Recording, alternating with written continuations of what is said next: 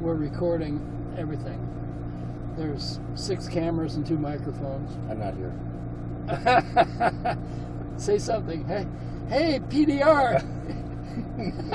It's Friday afternoon. Imagine I'm at meeting my you. desk. I'm not in the car. Imagine meeting you here. You're leaving it recording. Of course. You can't do that. Well, I'm going to send you the disc, you know. Oh my gosh. You can prove you were doing it. So then, this is everything. So the other thing is, all of the new GM cars are like this.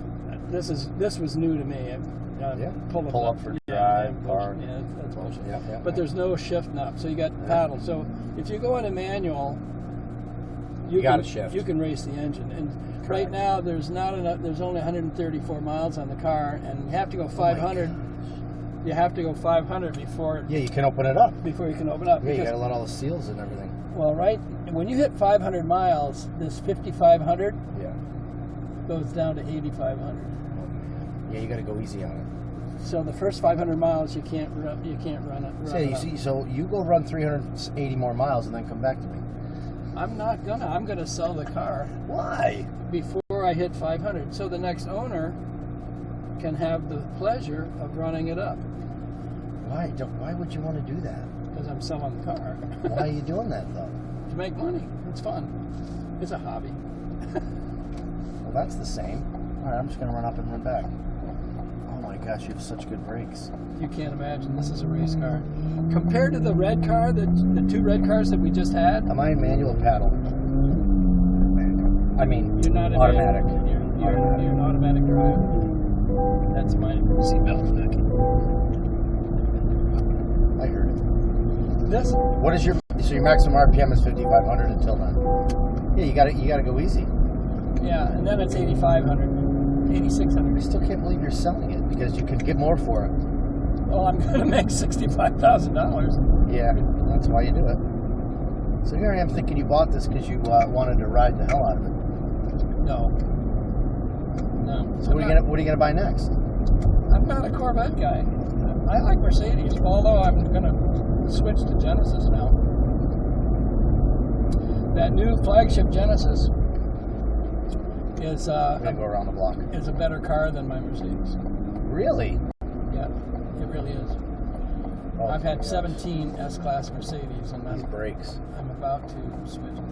This, compared to the red car, has about 300 more horsepower. It's got braking like a race car track, and it's got acceleration like a racetrack. The suspension is like a race car. Yeah, it's 3 inches wider. The rubber is different, 21s and instead of 20s in back, and it's wider. The rear tires are wider, and so the transmission is different. Seriously different transmission, and they've. Does it allow you to shift the transmission at all, or does the transmission stay? What do you mean? You mean shift?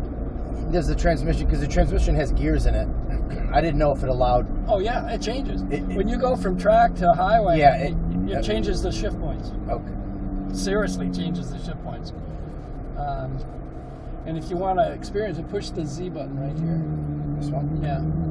Now it'll shift different than what you were doing. See what I mean?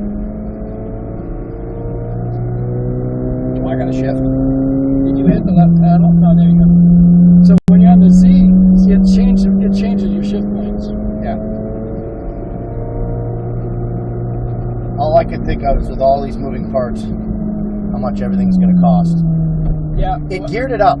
Honestly, I think I could feel it because when I got off the gas, it didn't slow me down. The transmission didn't slow me down. So I think by hitting this, it changed your transmission. You can make all of those adjustments to that if you want. I don't spend the time on it because I'm not going to keep the car. Can't believe it.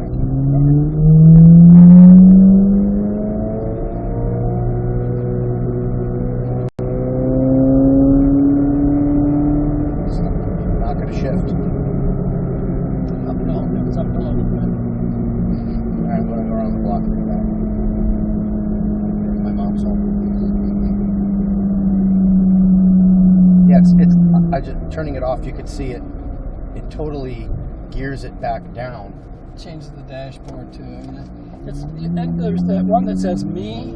That's you can program everything on the me.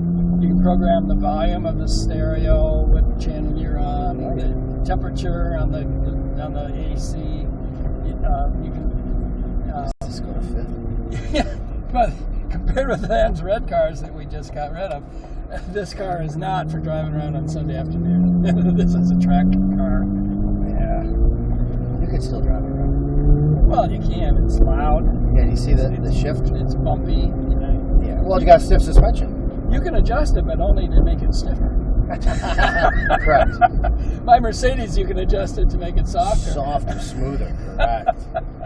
Well, one's built for comfort and one's built for speed. It's different. I think I included you in an email I sent about the Genesis I'm going to get. Uh-huh. I love Hyundais. My wife had two before she got one. It's actually a better car than the Mercedes. Well, there's what, South Korean, right? But it's not. The Genesis has been around a while, but the new flagship is a very different car. I'm gonna go up to the see if my piece of land is still here. I wanna build 10,000 square foot office building on the corner up here, but to build you need 25% down, and I drove some plans. It's gonna be about $2 million, and I need $500,000, so I need to have an investor. I haven't been looking yet. You got a lot of rich friends. Yeah, but they're all clients, and I can't bring clients in. And honestly, I've talked to 3 people, and the problem is this project is too small. They don't want to do $2 million projects. They want to do 50 or 30 or $20 million projects. I want to buy these 5 lots right on the corner here. I don't know if it's still here. Well, buy 5 and sell 2. Well, no, because if I do a 2-story building, I'm going to need the parking in the back. Oh, so you're going to be an office. Yeah. You're going to be. I'm going to take 1,000 square feet, and I want to rent out the other 9. Ah, I want to build it right here. So you're going to be competing with Schmidt. Well, I don't know. And then this back here will be the parking. But I still got to I want to find someone who's willing to give me, wants to invest $500,000. But I figure if it's paid off in 20 years, that puppy is going to be producing between 300 and almost 500,000. Be careful with the nose; it's low. Here, there's a nose lift here. No, I think I should be all right, right? Should be. I'm not going to go any deeper in there. I also don't want to hit the curb. So, what would this investor get for their $500,000? 49% ownership. Oh, ownership. Yeah. Well, everybody else is offered 6.5%, fucker. You know, they're not No. offering- That's an option. I mean, I'm fine as long as I can keep control. I don't want someone to sell it from under me. But I'm willing to do, if they would rather do that, no, I'll do 10%. No, but I'm just saying that there's everything else I hear. There's no ownership involved. They just want your money and give you interest. And I'm willing to do that too if somebody doesn't want to be a partner. And that's, I'm not. But if you're only doing $500,000, that's if you want to give me just under. It's about $2 million project to get it done well. I was gonna finance 1.5 and let somebody own 25%. But if they want to do it, if they want to give me the, I'm open, and I think it's stupid not to build and own there because I think it's like what $35 a square foot for Kick-Ass. what do they ask for that land? 600. There's 5 lots. Annie Rager, I talked to her. Do you want? Now, is that on 50 also? Yeah. Or just okay? Yep, on 50. And so we're on 5th, so it's 50. Yeah, the building would probably be, something long ways. I might do 2 stories. I think I could even do 3 if I wanted, but I would probably just do 2. You know who might be willing to do an equity deal with you would be Highland Homes. They're right across the street, and they're out there. They need more space. You know where? You mean be a tenant, or do they want to be an owner? I don't know what they might want. They might want to have nothing to do with you, but I mean, they got a lot of money and they know how to build. And I don't need a lot. I mean, I really just need $500,000 because that's what it was going to take to do a $2 million project. You have to have 25% down. And everyone I talk to, that's ridiculous. It's the world we live in. But everyone I talked to said as soon as you get your first building done, they're like, if you want to borrow $5 million in 5 years, I can get you $5 million, no problem. As soon as you've done one building, you can and you haven't defaulted, he's like, you can borrow money easily. But that's the rich get richer, and you need money to make money, and somehow you have to push your way. You have to kick that door open. And my wife's scared to do that stuff, but I'm not. And I would really like to before there's no spots left on 50. As you know, the whole damn area is being built out. Although I do think rates are probably going to start to come down next year. I know Powell said this morning he's not. Powell isn't going to be able to control the long end when the federal government starts doing $1 trillion every 6 months. Well, you talking about an interest on the debt? Because no, I'm talking about the Treasury is all funded with short-term paper. Correct. Well, because that's where everyone's getting paid right now. No, that all the Treasury borrowing is going to be running off.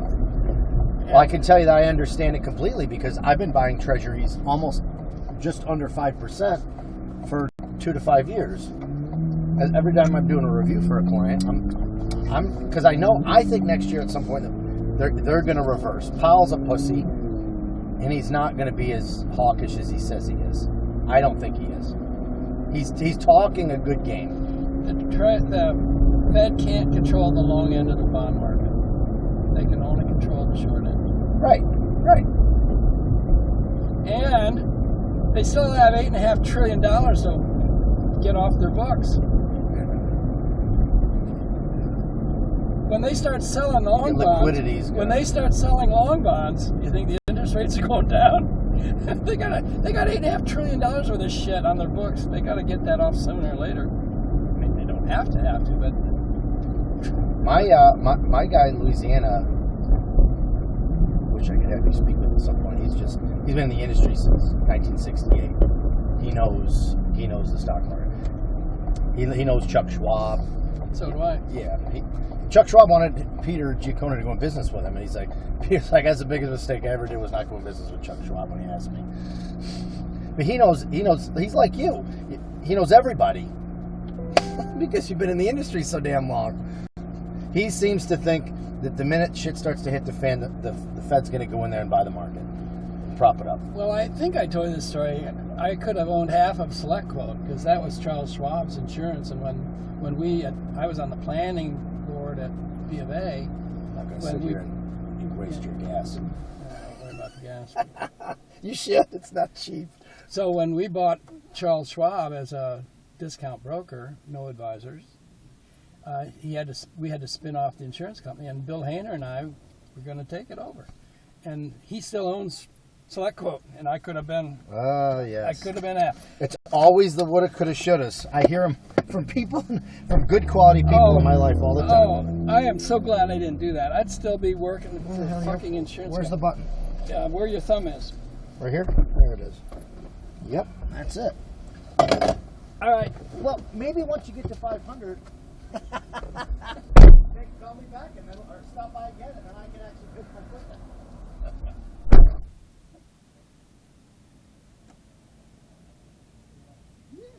All I do is work. Well, no, I lied. Work in softball. When games up for softball tournament this weekend, that's all we do. We had to go from north of Philadelphia to Dallas Airport area. National Center. Over 200 soccer teams. Yep. That's the job of mine, man. I love it. I can't believe you're breaking it in and selling it. But I guess if the money's there. Well, they got that deal now. You go, hey, that's a year, they come up to you, and then they change it. That's what it does.